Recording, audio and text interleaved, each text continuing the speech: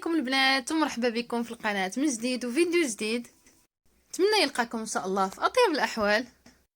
والفيديو ديال اليوم هو عبارة عن وصفة للشعر، كيراتين ديال الشعر اللي والله العظيم البنات الا خطير. فاول مرة غادي تجربوه، يعني من اول استعمال غادي تستعملوه غادي تلاحظوا الفرق في الشعر ديالكم. فبصراحه هذا الكيراتين هذا هو اللي متداول عندي اغلبيه الوقت. فباش نكون معكم صريحه انا ما كنديروش ديما، ولكن اون فوا كنحس بالشعر ديالي يعني ولا ناشف ولا يعني كي تنقولوا مشوك فتنديرو. والله العظيم البنات الا من اول استعمال كنديرو فالشعر ديالي كينزل. فهي فقط شي شويه كتنشف الشعر، ولكن يعني الزغبه كتلاحظوا ان الزغبه ديال الشعر ولات رطبه وحريريه.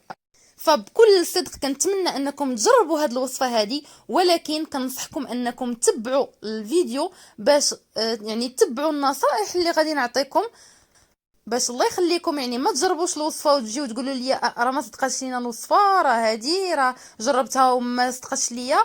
فتبعوا الله يخليكم الفيديو باش تسمعوا النصائح اللي غنعطيكم والطريقه الصحيحه لاستعمال هذه الوصفه هذه. وايضا في هذا الفيديو هذا فانا غنوريكم الطريقه كيفاش تخرجوا واحد الكوماج اللي طبيعي واللي كنستعملو نهار اللي كنستعمل هذه الوصفه هذه ديال كيراتين الشعر. فانا يعني كنخرج منه واحد الوصفه عباره عن كوماج للبشره ديال الوجه. وكيف تلاحظوا هنايا فانا عندي زريعه الكتان، ويعني لا كونتيتي اللي درت هنايا في الماء واحد 4 ديال المعالق كبار ديال زريعه الكتان، بحكم ان يعني الشعر ديالي طويل بزاف تبارك الله، شعري طويل بزاف. فوضعت زريعه الكتان في الماء، يعني يكون لا كونتيتي اللي بغيتيها تكفيك الشعر ديالك على حسب يعني الطول ديال الشعر. كان عندكم شعر قصير فجوج ديال المعلقات ديال زريعه الكتان كافيين. كديروهم حتى كيغليو، حتى يعني كتلاحظوا في الفيديو حتى يعني تيولي داك الماء عباره عن واحد السائل اللي لزج يعني بحال لي كخوط. فهنا كتطفيو عليه وكتخليوه يعني حتى يبرد. فاذا كان سخون يعني خليوه حتى يبرد افضل.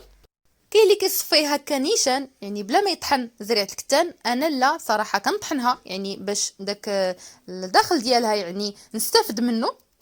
فقط الا كنتو غادي تطحنوها في حالي فردوا البال باش يعني ملي تكونوا كتصفيوها ما يهبطش لكم الحبيبات ديال زريعه الكتان، فقط باش ما يعني ما يلتصقوش لكم بالشعر ديالكم ويصعب عليكم انكم تغسلوا الشعر ديالكم. يعني فاش تغسلوه غتبقاو تلقاو واحد بحال القشره يعني حبيبات صغيورين هكا ديال زريعه الكتان باينين.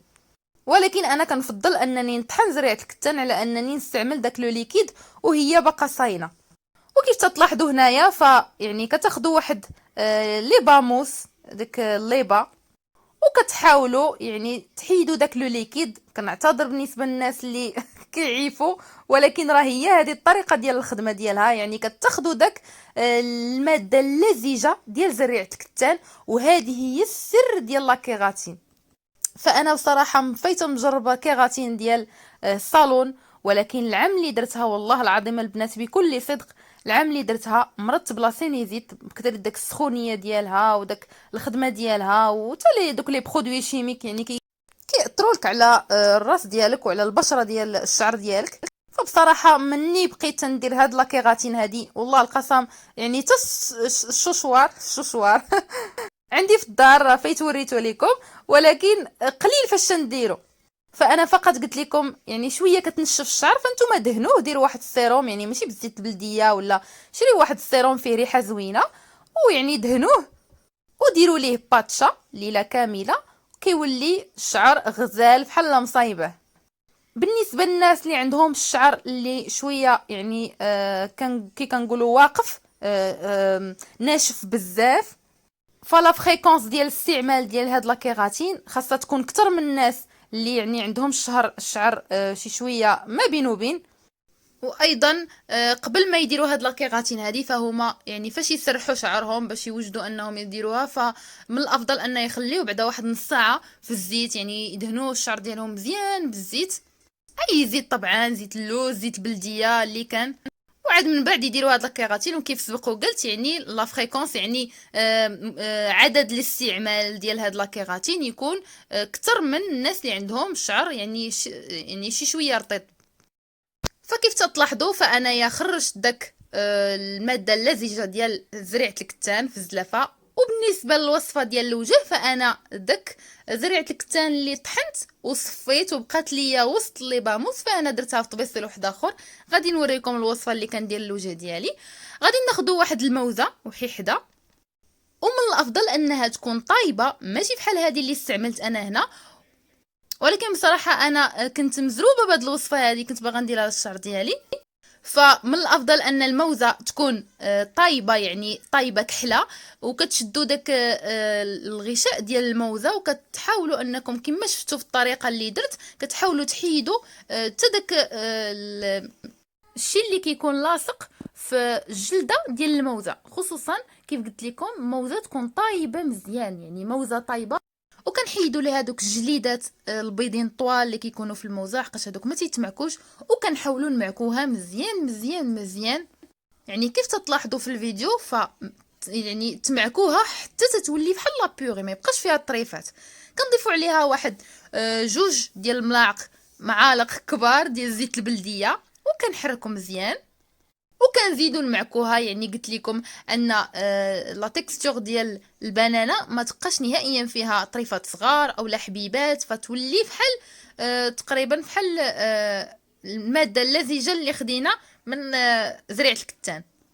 ومن بعد غادي نخلطوهم بجوج. فبصراحه انا بغيت نزيد نتاكد لحقاش الا بقى لكم هكا طريفات صغار فغادي تعذبوا معاهم، تعذبوا مع الغسيل ديال شعركم، خصوصا انا عندي شعري طويل تبارك الله بزاف، فكنوحل الا بقاو لي هكا طريفات ولا حبيبات ديال زريعه الكتان ولا فتيبقاو لي لاصقين. فانا بغيت نزيد نتاكد انه يعني غتكون لا تيكستور ديال هاد الكيغاتين تكون يعني مطحونه مزيان مزيان. فانا عاود طحنته حتى ولا داك السائل يعني ولا ابيض حتى تطحن مزيان.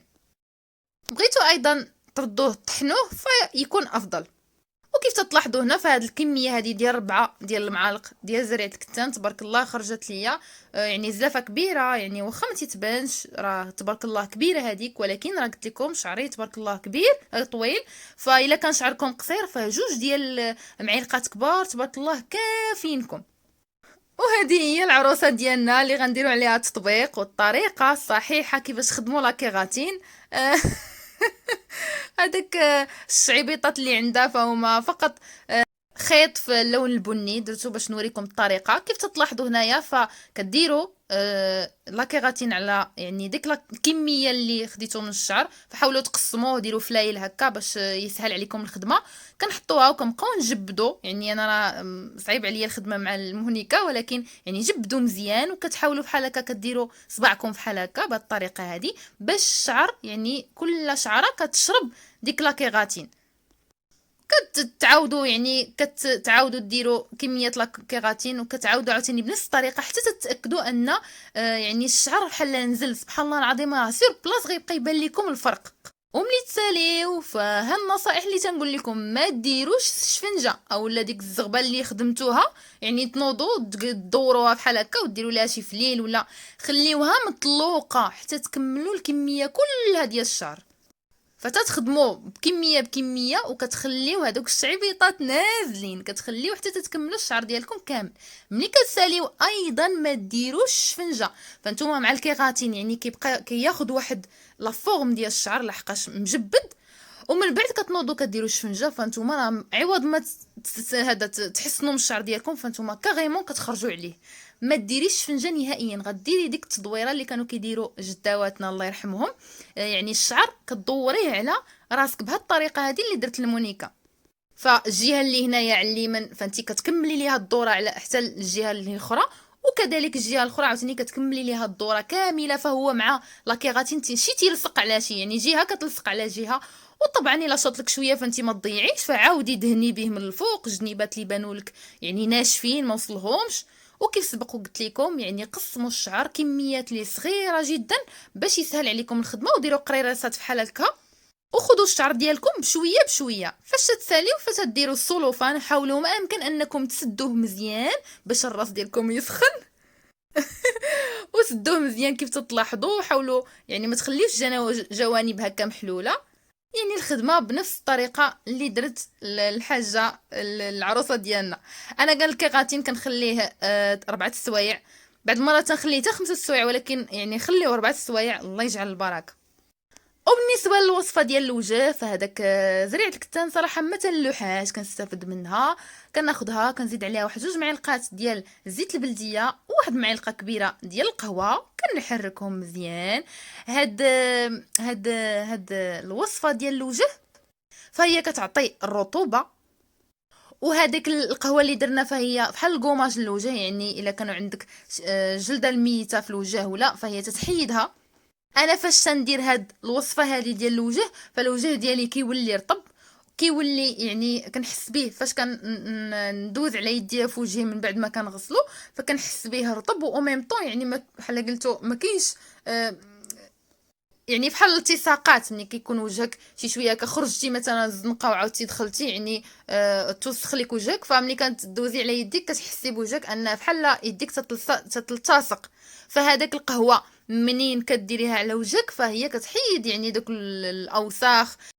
وبالنسبه للناس اللي بغاو تفتيح البشره، انا صراحه ما درتش الحامض لحقاش راكم عارفين دابا البحر لا بيسين، يعني وجهي غيكحال فالما ما نحتاج. فاللي بغى تفتيح البشره يمكن ليه انه يضيف واحد الحامضه معصوره، واحد العصير ديال الحامضه. فبالنسبه للوصفه ديال الوجه فهي الاولى باش كنبدا كنديرها، ومن موراها عاد تنبدا لا كيغاتين ديالي، كنبدا ناخذ بشويه بشويه من الشعر وكنصايب الكيغاتين. يعني ديك المده اللي انا كنصايب شعري فهي المده اللي كنخلي هذاك الماسك على وجهي. وصفات صراحة البنات اللي والله العظيم رائعين جدا جدا جدا، كنتمنى انكم تجربوهم. هاد الوصفة هذه مكونات ديالها موجودة في اي بيت، وصفة اللي جد سهلة ولكن فعالة جدا جدا. غادي يبان لكم الفرق من اول استعمال، والله العظيم من اول استعمال غادي يبان لكم البنات الفرق.